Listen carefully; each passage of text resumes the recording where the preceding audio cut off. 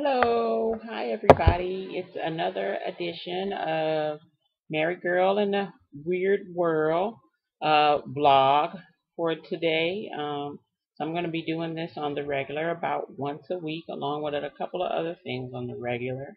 So I enjoy doing this, and I enjoy getting the chance to talk to everybody, and you getting to see me, and me getting to, have you see me. I don't get to see you just yet, but at least you get to see me and know who I am. So today I'm going to be talking about having a plan. And what do I mean when I say have a plan? Well, when I say have a plan, I mean if you want to get a man. I think it's important for women to have a plan, and especially women who are thinking towards marriage. Now, women who are dating, can go in with a plan or not. That's probably optional because maybe they're not looking for anything serious, especially if you're not looking for anything serious or anything that's a long-term commitment and stuff. But it's important for women who want long-term commitments and marriage to have a plan looking for their man. Some of it's just a little bit of luck and some of it's planning. And I've been hearing on other blogs where women are talking about dating and dating interracially and stuff like that. Black women are going, oh well, you just got lucky, or you're just, well, no, it wasn't luck that happened with me finding my husband. It wasn't all luck. I went in with a plan, a definite plan. And I'm not talking about CI operative plan, where it's like, totally overdone and detailed. But I did have a bit of a plan on what I needed to do and what I wanted to find in a mate. I hear this quite a bit too, this thing of, well, I'm looking for somebody nice and sweet, and I want somebody, who's compassionate and everything. Yeah, that's great and all, but everybody thinks they're nice. Everybody thinks they're kind. That's not a list, a definitive of what it is that you really want. Because every dude, the surliest, nastiest, most narcissistic jackass thinks he's a nice guy. I mean, no one thinks they're mean and stuff. So that's not enough to draw the person that you want to you. You need to be more definitive about what it is that you want. And I know people have deal breakers lists and lists of stuff that they want, but let me just say this. Your list of things that you require in another human being should not be 2 pages long. That's just overkill and impossible for anybody to do. There's no such thing as a perfect person. You're not perfect. I'm not perfect. No one's perfect. And so some stuff you're going to have to take some of the good with the bad and do what the 80-20 rule is. I believe in 80-20. Really, you want to try to get 80% of what you want. 20 you can do without, because nobody's going to come in at 100. Forget it and stuff, and if they do, I'd be real suspicious. But you don't want to get at least 80% of what you want and stuff. So you need to come up with some kind of list of things that you want. When I decided to start dating and looking for someone for a long-term relationship, at that point I didn't know if I wanted to be married. I had things that I wanted, and that list was about 5 or 6 things long. That was my deal breakers list, and that's how long a deal breakers list should be. It shouldn't be this thing where you're doing a thesis on all the deal breakers you have, because you're really setting yourself up for failure. I had 5 or 6 things that I wanted, and if the person didn't have one of them, they were off the list. They were so important to me that they were off the list. And my deal breakers list included things like education, someone who was close to their family, someone who wanted to be a provider and take care of me, someone who was spiritual. You didn't have to believe in God, but I needed someone that was spiritual. That was important to me, and and some other things. And so, if you didn't have one of those things, then you weren't on the list. And I'm really good at kind of eking out information about people. That's one of my strong suits, having been a paralegal, is that I can kind of pull information from people that they really don't know that they're given, whatever. I mean, and I didn't do the interview thing. I just know how to ask questions. That's all. and stuff. So, and I got the things that I needed and the information that I wanted from people to be able to know if I wanted to cut them off, my list or not. Sometimes it would take 1 or 2 days or, 3 or 4 for me to get it. But eventually people tell you who they are. I mean, people don't, people like to talk. So really, I just kind of let people talk and do their thing and stuff. And then, let them know. So it's not a big deal. After that, I made sure that the actions were matching up with what they said. If actions don't match up with words, then you just got a liar on your hands, and stuff. And somebody that tells you a whole bunch of stuff and nothing ever matches up, you would definitely need to be afraid of.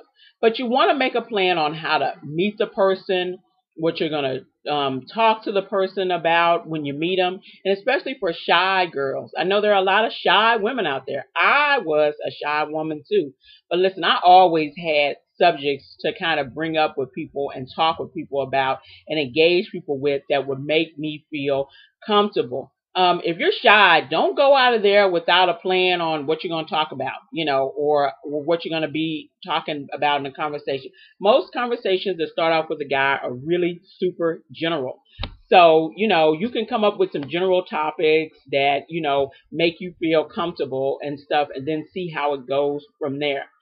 I'm of the belief that you need to use online and just real life dating. Neither one of those to me is better than the other one. Neither one of those poses more issues than the other one. They're different. That's all. And I think they both need to be used. I met my husband online, but believe me, I was dating and, going out in real life to meet people and stuff. And you want to find places that you can meet people. If you're going out somewhere, go out with the intention of meeting someone. Now, don't get all your hopes and dreams all, stuck in it and think, oh my God, if I don't meet anybody tonight, I'm going to die. Just go out with the hope that you'll meet someone. If you don't, that's okay. If you do, that's great too. But, go out with kind of yourself together and ready, to meet someone. Not all women are the same. Not all women want to look the same, and not all men want the same woman. Okay.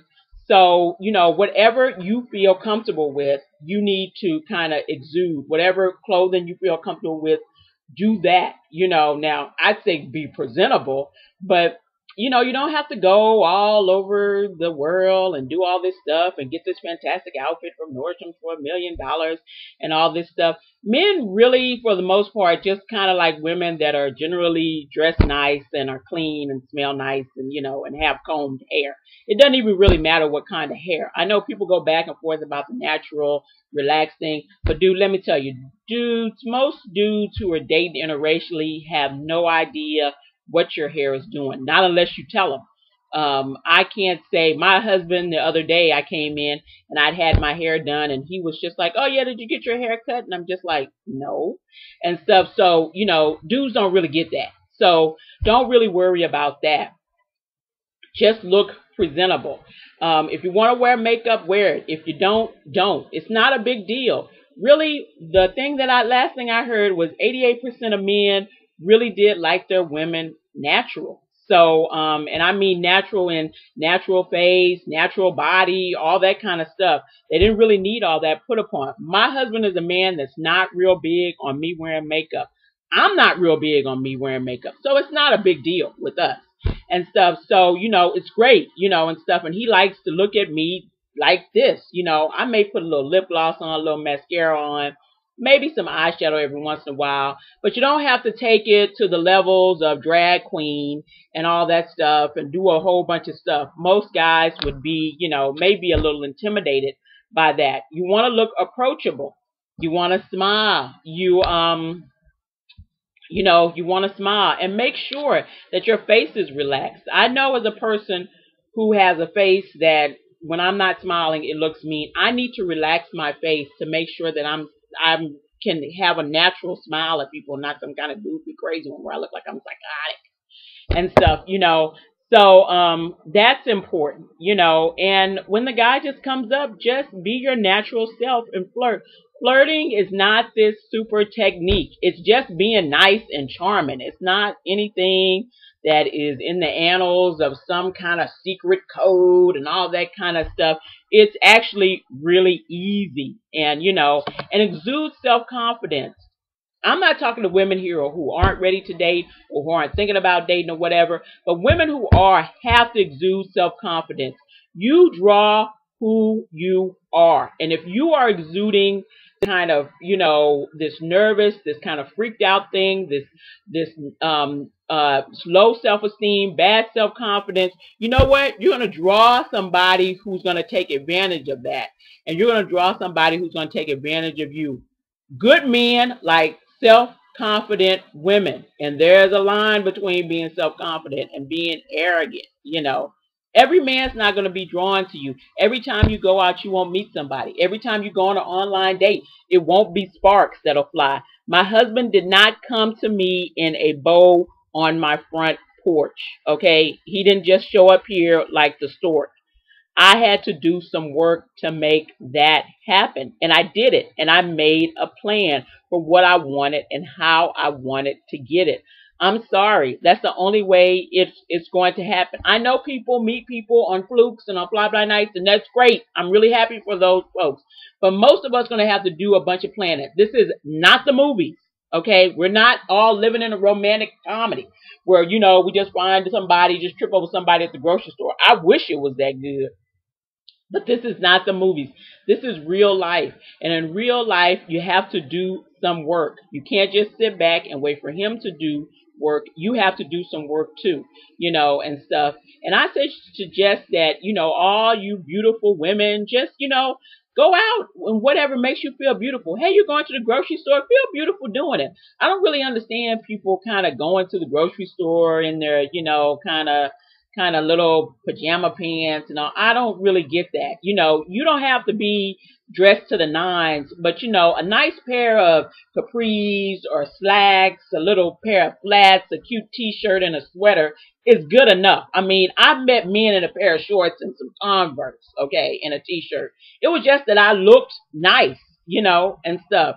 So, look nice. You don't know where you're going to meet somebody. It may be at the grocery store. It may be at the park. It may be at this party. I suggest you don't go to bars and clubs to do it because, yeah, that's just kind of bad news. But, it may be anywhere. So you want to look like you want to draw people in with the way you look, because that can also kind of deflect people too, and stuff. And, we're all searching for, most of us are searching for someone who's going to come into our lives and, going to bring something to our lives and bring something to the table, which means that you bring something to the table also. Have some interest, have some stuff that you do, have a life of your own. That's a good thing and stuff, And I'm just suggesting that women make sure that they have some kind of plan that they're working and something that they want definitively from a relationship and someone else, not just this kind of general kind of, out in the osmosis sort of thing, oh, nice and kind. What the hell? What is that? That means absolutely nothing and stuff, but have something that you are wanting in someone else and something that you can provide to someone else also. It's important. That's important. And, I love my husband and, he's just the light of my life. And, I couldn't be happier to have him. And, but I had to make an effort, to meet him and to draw him in and for us to have a relationship. I'm going to be talking about relationships and our relationship and marriage a little while, in a little while and stuff. Not now, but I will be talking about it and stuff. I just want you all to know that if you're looking for a man, you gotta make some kind of workable plan. Nothing impossible. Nothing that's going to require you to, be hoisted down on a rope or anything like that, like Mission Impossible. but you need to have some kind of plan, you know, because hey, that guy wants to meet you. There's somebody out there that's looking for you and stuff, you know, and so, you know, you want to make sure that you're ready. Make sure that you're ready and preparing yourself for love. So to all the ladies out there, have a good rest of the week, and I'll talk to you guys next week. Bye.